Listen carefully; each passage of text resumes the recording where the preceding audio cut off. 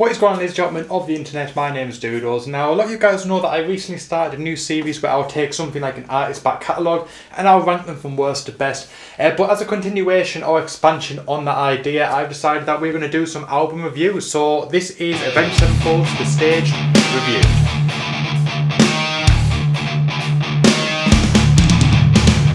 Now, Avenged Sevenfold's new album was rumoured to come out in December of this year. However, just a couple of days ago it was announced that Avenged Sevenfold's album will be released this Friday. Fast forward 48 hours, it is now Friday and the stage is out. Now, I've been listening to the album quite a bit over the last few hours, just trying to sort of get a feel for it and sort of get my opinions ready to do this review.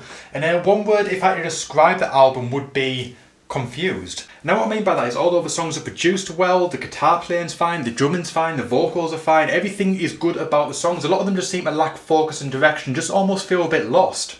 But for this review, I'm going to go through each of the tracks and just give my opinion on them and highlight some good points, maybe some bad points as well. So without further ado, let's get to the first song.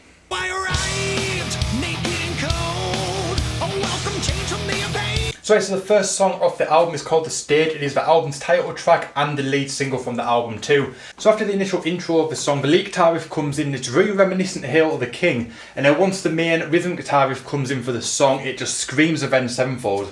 The rhythm playing is tight, the drumming is spot on, the solos are fast yet melodic, M Shadow's vocals and lyrics are absolutely on point, and overall this song is absolutely fantastic. Overall it's a very solid album opener, and the only criticism is about partway through it seems to get a bit lost and the focus sort of shifts a little bit, but it does sort of pull itself back around for the conclusion of the song. And I've got to say overall it is one of the better songs on the album.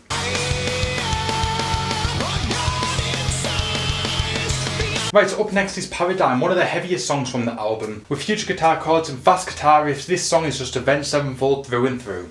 And after the chorus is like a metalcore style breakdown, which is definitely one of the highlights of the song in my opinion, but just from listening to it myself, it almost feels like the song gets lost and changes gears because partway through the riff it feels like it goes into the next verse, which although will be intentional, it just seems like it's done at the wrong point, so it feels a bit odd to me.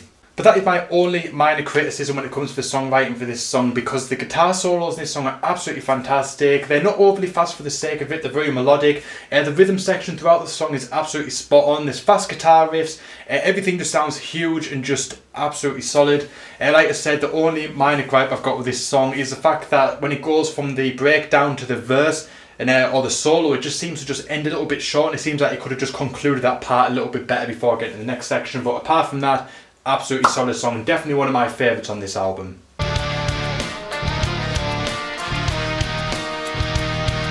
Now up next is Sunny Disposition. It starts off with a really catchy octave riff, which is very uncommon for Avenged Sevenfold, and although not uncommon in metal itself, it is definitely more of a punk thing, and it's very unusual to see Avenged Sevenfold using it as a centre point of a progression, but it works really, really well. Now for the song itself, the verse kicks in with a really clean chord progression, and then the heavy rhythm guitars come in to sort of drive the section into the pre-chorus, which is a really fast progression that goes into the chorus, which has a really, really catchy brass section in it.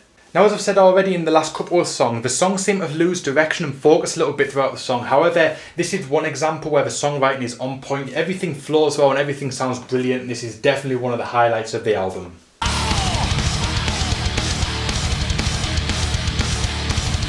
Right, so up next is God Damn, and when I read the song title I actually thought of God Hates Us All from Nightmare and was expecting something fairly similar to it, and to tell you the truth, I wasn't far wrong. Now the song wastes no time in delivering a big brutal metal assault. The chorus is very Avenged Sevenfold though, with a very slow melodic solo played throughout of it, which is very reminiscent of a lot of Avenged Sevenfold's best songs. It's definitely a trademark of Avenged Sevenfold that they have a melodic solo playing throughout the chorus section just to sort of drive it along even further. Now the song's bridge reminds me of City of Evil with some flamenco style guitar playing. Now just to note, the ending of Sidewinder is actually one of my favourite parts of the album, and it's really cool to sort of see that little bit of influence crawl back into this song as well. Now this song has a little bit of everything that makes Avenged Sevenfold great, from heavy guitar riffs to fast drums to melodic guitar solos to powerful vocals and just overall great songwriting.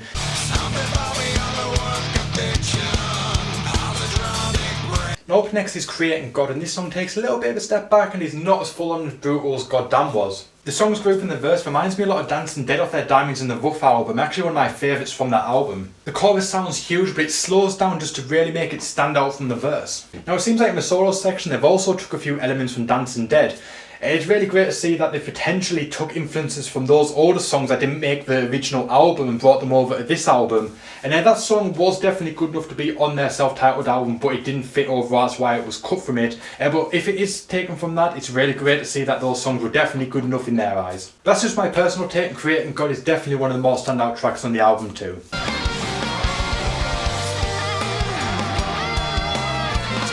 Now up next is Angels, and this one is a little bit weird because the main chord progression that's the theme of the song actually wouldn't sound out of place on most grunge records. But then partway through, a melodic solo section kicks in and the song really starts to feel confused again. It's gone from having a grunge sort of sound to it to being this classic Avenged Sevenfold heavy fast guitar playing section. Now the second solo of the song is a bit more bluesy and fits a bit more of the original theme of the song, but overall the song just changes direction too much and just feels really lost and confused. A definite letdown for what could have been a fantastic song.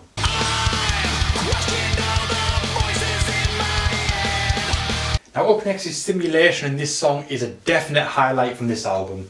Now the song starts off slow before picking up with a very progressive melodic section which reminds me a lot of Lost from their self-titled album. Now the song dies back down and goes to a very ballad type feel before picking up again for a full-on metal assault, and I know that I've said a few times over the course of this album that doing stuff like that has made the album feel very confused, but in this instance it flows and works really, really well. Now the solo section of the song is absolutely outstanding. The whole song explodes into a heavy thrashy rhythm section with Instigate shredding fast over it, and that is definitely one of the highlights of this album. This is potentially one of the best songs off the album as a whole.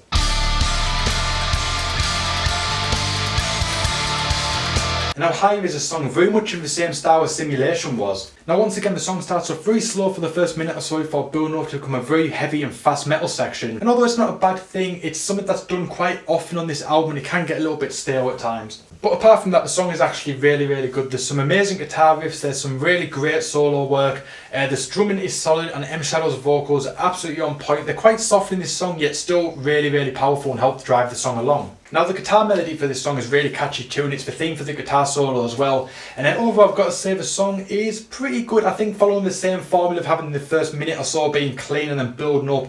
It gets a little bit same old, but as an individual song basis this song is really, really good.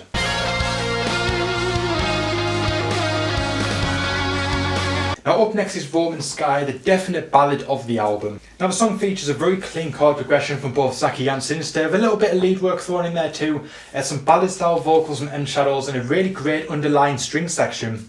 Now just over 3 minutes in, the song starts to pick up pace a little bit, the guitar picking changes to chords, the drums start to pick up, the string section starts to build up too, and then it all accumulates with a massive guitar solo from Sinister Gates, which is just absolutely fantastic, and it keeps going till the song's end. For a ballad of the album, this song is absolutely fantastic, and it's a good way to sort of bring the pace back down a bit because the last few songs are a bit more heavy, as this is a great way to sort of slow things down a bit, and overall a very, very solid song from the album.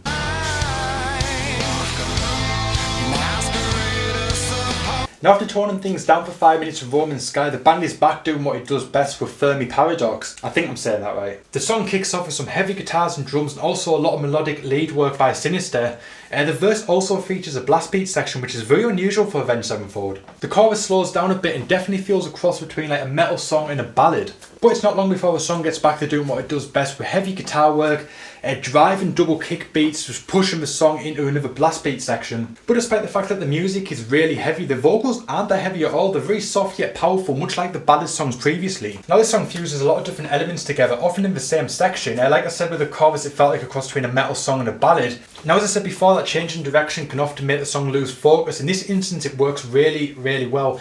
The second half of that album definitely flows a lot better than the first and definitely seems to fit well together. Many of the songs off the first half, despite being really good, just sort of seem confused and lose direction a bit, whereas this second half seems a lot more solid.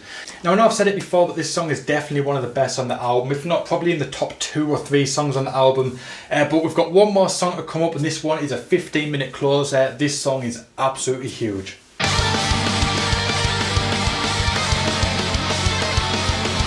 Right, now this final song is called Exist. It's a 15-minute closer for the album. The song starts off really slow, about a minute and a half, with some sort of this electronic music sort of building up the song. So it starts off very, very slow, but then it slowly builds up and then all comes to a head and kicks off. Now the core of this song is very speed metal in my opinion, with a lot of sort of thrash elements thrown in there too. The riffs are fast, the drumming is fast, and Sinister Gates is just shredding like a madman. But once the first few minutes of shredding is over, the song goes into a very sort of old school Metallica style riff. Now the first half of the song definitely feels very speed metal and thrash metal, but about 7.5 minutes in, the song slows down to a clean section and M Shadows finally makes his appearance in the song. Over the next few minutes the song starts to build back up. When M Shadows comes in, it's literally just guitar playing and then M Shadows comes in, and then over time different elements of the song start to come back in slowly, and the song builds up until about the 12-minute mark, and then it all comes to a head and it all kicks off for the final section. Now while the song is really, really long, it's perhaps actually the longest song Avenged Sevenfold I've ever done. I'm not entirely sure, but I believe it might be. This is definitely a fantastic way to close the album. And on that note, that brings us to the end of the album. Overall, I've got to say, a very solid album. The second half of the album is definitely a lot better than the first. The songwriting is great throughout, however the first half just sort of feels a bit more confused and lost at times, whereas the second half seems to flow a lot better.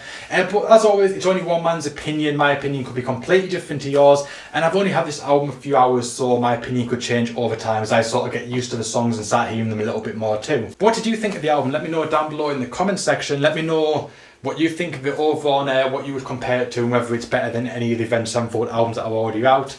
I've been waiting to do an episode of Ranked on Avenged Sevenfold for a while, but I was going to wait until the new album was out. But now that it's came out a lot earlier than expected, I'm going to be doing an episode of Ranked for Avenged Sevenfold's back catalogue very, very soon. So make sure you hit the subscribe button so you can see where it ranks when I get around to doing it. And if you like this video, hit that like button, and if you're new to the channel, make sure you hit the subscribe button and let me know what you think of it down below in the comment section. And if there's any other albums you want me to review or any episodes of Ranked you want me to do, let me know in the comment section. Also, you can follow me on all my social media at Doodles Music, and I'll see you guys very, very soon in the next video.